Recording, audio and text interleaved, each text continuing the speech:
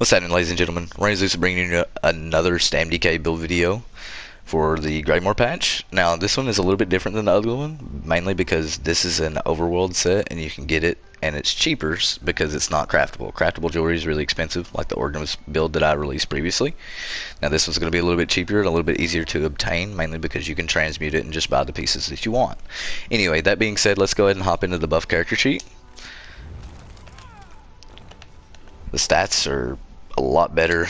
This has almost 2k stam recovery, 1.2k base health recovery, and 1.4k basically mag recovery.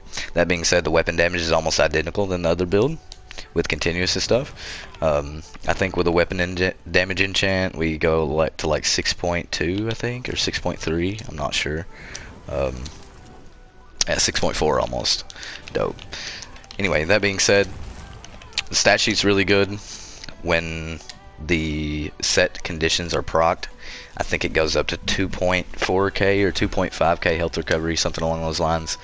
And their max stats are really good, especially for Stam DK. It really, with 18k max mag basically and 29k stam, our max pools are sitting at a pretty healthy amount. Anyway, that being said, let's go ahead and hop into the gear. Like I said before in all my previous build videos, you guys can speed this up or slow it down if you need to. We are using New Moon. Again, just like all my other builds, I just think New Moon is best in slot, and I hate to ride the meta wave, but it is what it is. The set's just too good to pass up. Another good alternative to this is stuns. Stun is a pretty good setup too. I just prefer New Moon over stuns. So our 5-piece would be New Moon. We are running a Maul, that's Nernhon. We are using backbar potatoes, so we have powered and impin. If you don't like impin and want to go sturdy for a little bit of more block reduction, sturdy is a good choice. Now we are still using Bloodspawn with this setup. Bloodspawn is still a pretty solid choice, a good option to that, or like a good different choice would be Balorgs, but I like the stam recovery and the little bit extra tankiness because we're not running a tank set anymore. Anyway, that being said, Balorgs is still a good option if you still feel like you're lacking damage and don't need tankiness. Now our second set would be Eternal Vigor. Eternal Vigor is one of the new sets that released with Greymoor, and it is a phenomenal set. It really is. It's so good for sustain, especially on Stam DK. Now the previous build we were using Organism skills as our second set, which gives health recovery, max health, and like resistances below 60% health.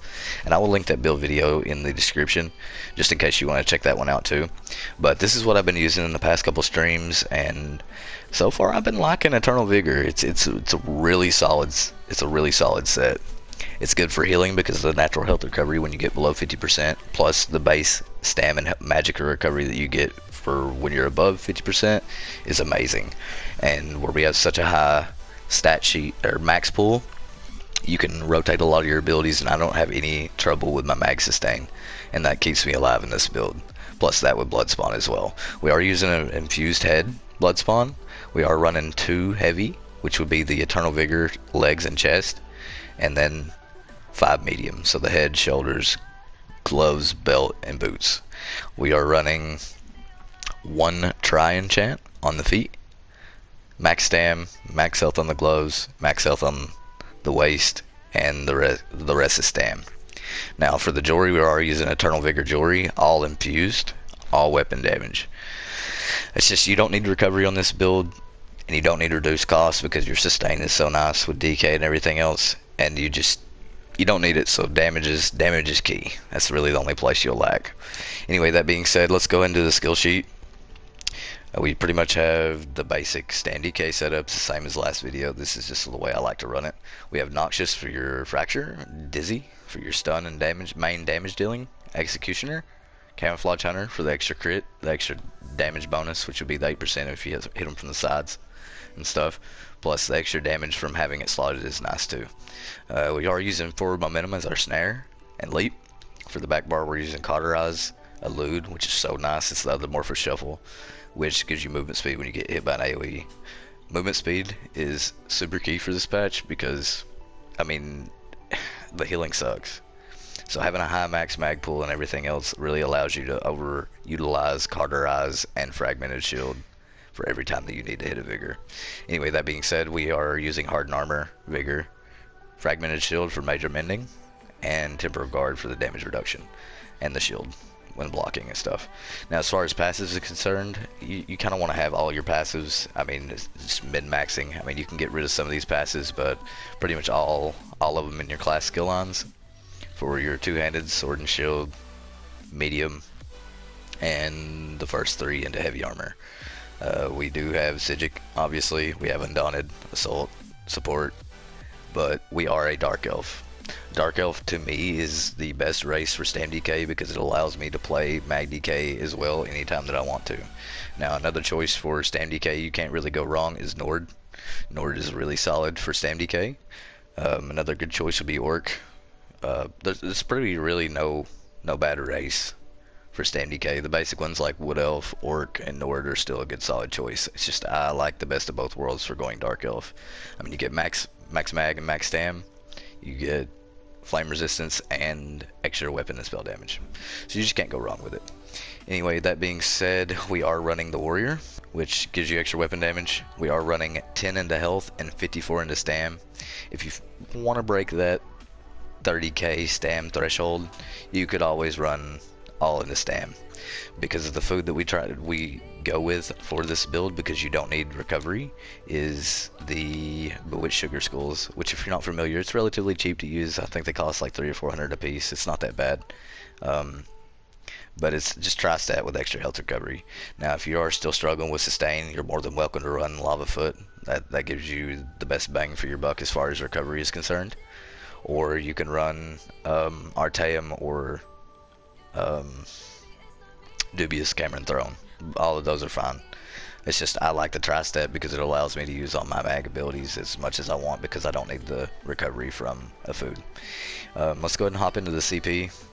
It's changed a little bit from the last video, so like always, you guys can speed this up or slow it down too.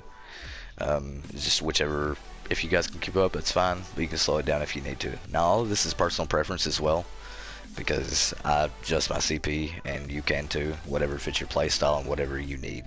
So I run 56 Warlord, 11 Sprinter, 1 Siphoner.